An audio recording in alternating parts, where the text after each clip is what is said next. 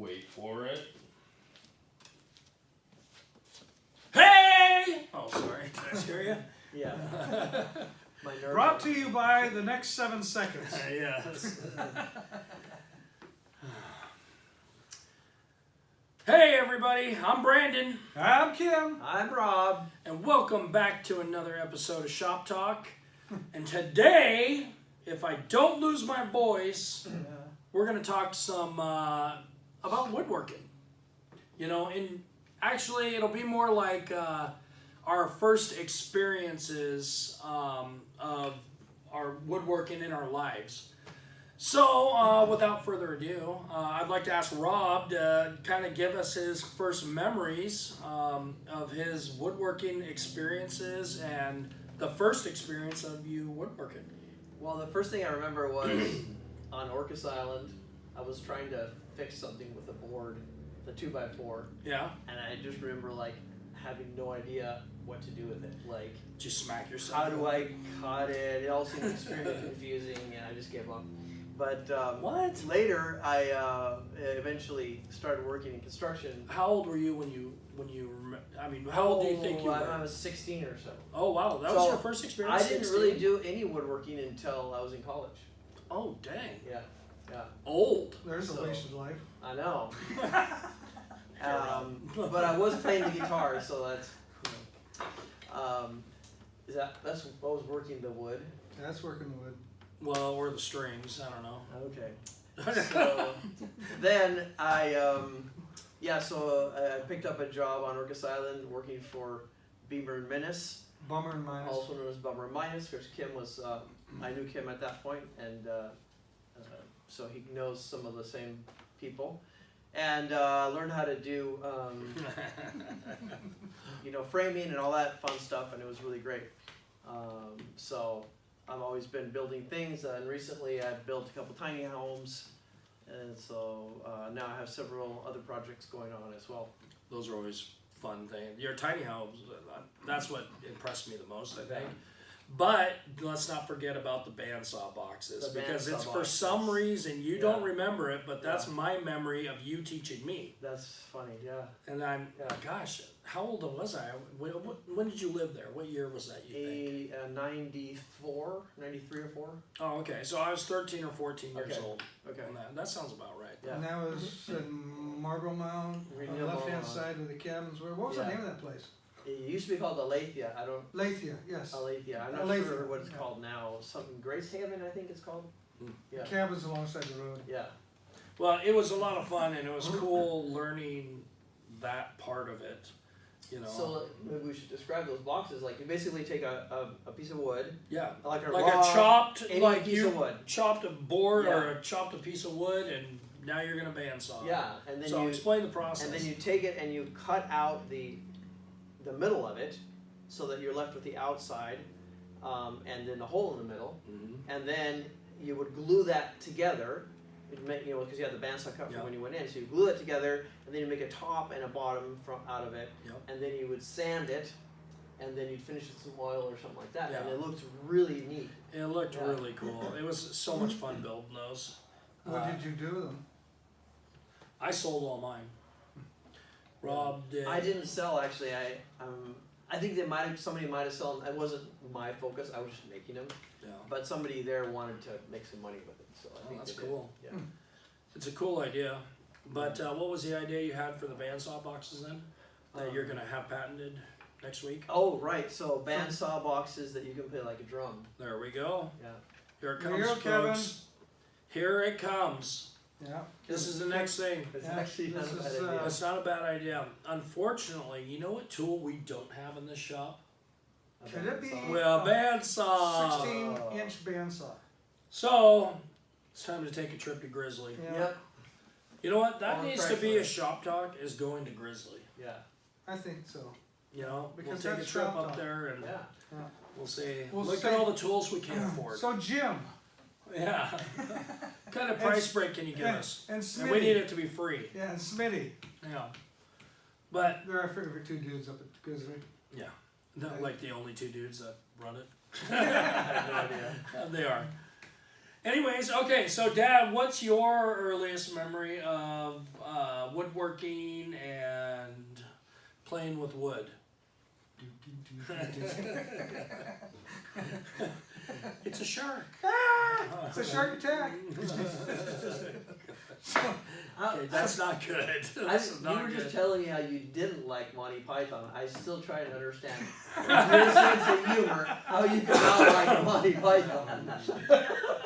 Where do you think he learned it? Yeah. I can still battle. I maybe could battle. I maybe could battle. I maybe could battle. I maybe could battle. I maybe could do what I can do it. We need Smack Cat So back. we need Smack Cat. No, What happened to Smack Cat? I don't know. He's sleeping. So, yeah, back when I was, I'm going to say 4 or 5 years old, every year we had to make kindling for the winter.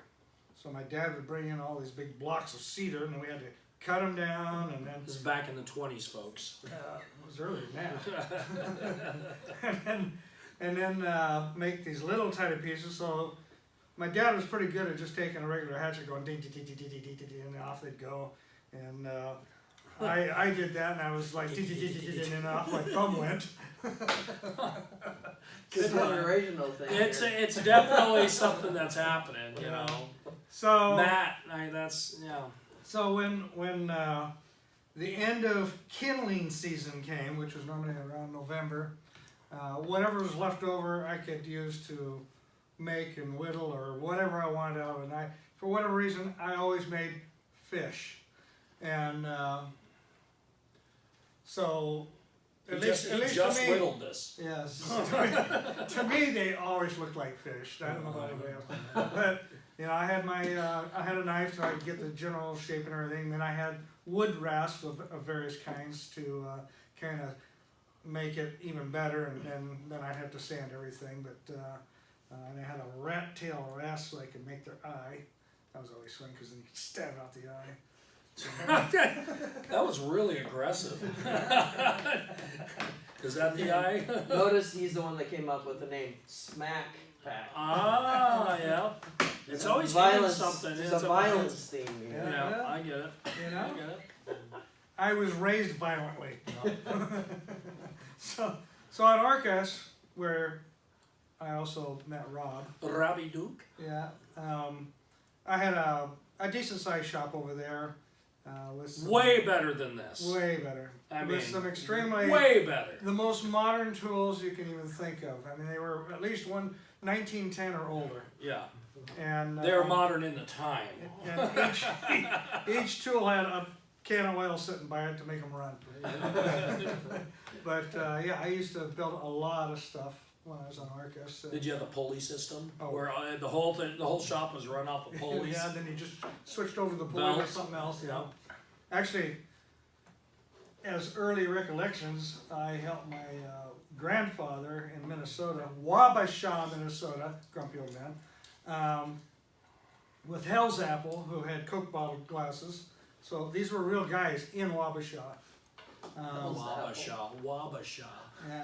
Anyway, my grandfather had the pulley system for everything in his shop. It was awesome. And that thing would go floppity, floppity, floppity. There's still a few large shops doing it still. Yeah, it was cool. And then he'd switch over. Why, I don't know. He'd switch over from this machine to, well, now I gotta do the lathe and turn a bowl. So, yeah, it was great. Yeah, that'd be annoying. A little bit dangerous probably too. That'd be annoying. Thank goodness for modern technology. And his shop was probably, I want to say, and I was young then, so it was probably no bigger than about a 12 by 16 shop. Oh my goodness, it's super tiny. Super tiny. But Wow. he turned out black walnut dressers and bowls. And Well, it just speaks for you don't need a large space to come up with some amazing woodworking stuff. in fact, some of the most amazing woodworkers have the smallest shops, and they're incredibly efficient how they Yeah. can flop something down, flop it back up, flop this down, and I mean just go from one thing to the next. Flippity and then- flop, Yeah, it was kind of a floppy. a little flippity flop, Yeah, floppy smack flop it shop. back. Yeah, I get it. kind of a smackety flap. Well, that's cool. Yeah. Anyways, okay, so let me tell you my first experiences. Obviously, it was with you, in the garage on Baker Street. We had, gosh, we must have had a table saw there. I do remember, maybe it was the radial arm saw. I think it was a radial arm saw. Yeah, I think that's how you, because nothing was very big that we made. No. So we made some small boxes because I collected silver, and I still have it actually, and this figurine type stuff, and Letter openers. Signs. Yeah. In fact, I still have a sign that he made. Yeah, and I still have a scar from that sign. You too, but you didn't lose your thumb. I didn't lose my thumb, no, but it's the first experience where I realized that you should never cut towards yourself, ever. Don't do that, Matt. Anyways, what did Matt do? Matt chopped off his thumb on the table saw. Well, that's all we're No, it going to was a say. finger. To thumb. He chopped his hand off. Yeah.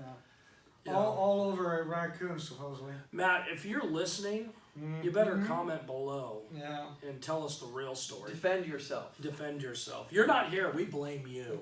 Yeah. You've been blind-mired by Matt. Yep.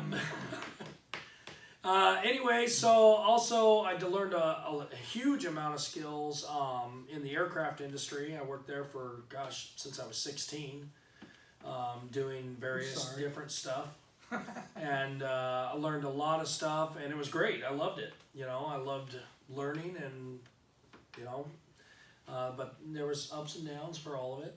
But that's where you also learn your metalworking. Metalworking, yeah. I mean, all the skills that we're doing for Smack Pack, that's where I learned. I mean, Rob really helped me. Rob Roth, he really helped me develop a lot of that stuff because he was so good at teaching things. He just didn't have very much patience. So, but he was a good guy, and still is. He was a good guy, huh? Still is. Still is a great guy. Anyways, transmission. Yeah. The other, I'll be cutting that out. Oh my goodness. Anyways, the other things I remember, especially is I spent probably when I was about 27 or 28, I got my first scroll saw. And man, I started making stuff with my scroll saw, like grandfather clocks and all these different crazy chests and different kinds of things with my scroll saw. And you even made the locks. Yeah, I made the lock and unlock. Wow. Yeah, I made the locks, all the hinges, all that stuff. I really enjoyed doing that, and that's some of the best stuff I think, and great time I had doing woodworking. But now I'm really enjoying myself because we got this amazing shop with almost every tool except for a bandsaw. Yeah. And we're building drums, which is something I'm very passionate about as well. We're making drums, designing new things for drummers out there, and having a good time doing it. So we obviously have a great time building stuff, and I mean. Except for when I gotta make the things for the thing. The things and with the things, yeah, they take a little while. That don't line up, yeah. Okay. Yeah. There's always that. There's always that thing. But those aren't for your drums. No.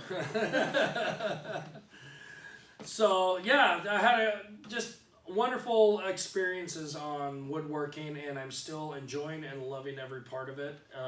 The best part obviously is the shop and growing the shop and just building different stuff all the time, which is fantastic. So yeah, I mean, great times. So I think that's all the time we really have. This has been long enough. We're not going to bore you to death. Too late. Maybe to sleep, but not Anyways, I'm Brandon. I'm Kim. I'm Rob. And oh, wait, don't forget to like, share, and smack. And smack. Smack yourself. And then subscribe. There we go. All right, Smack Pack out.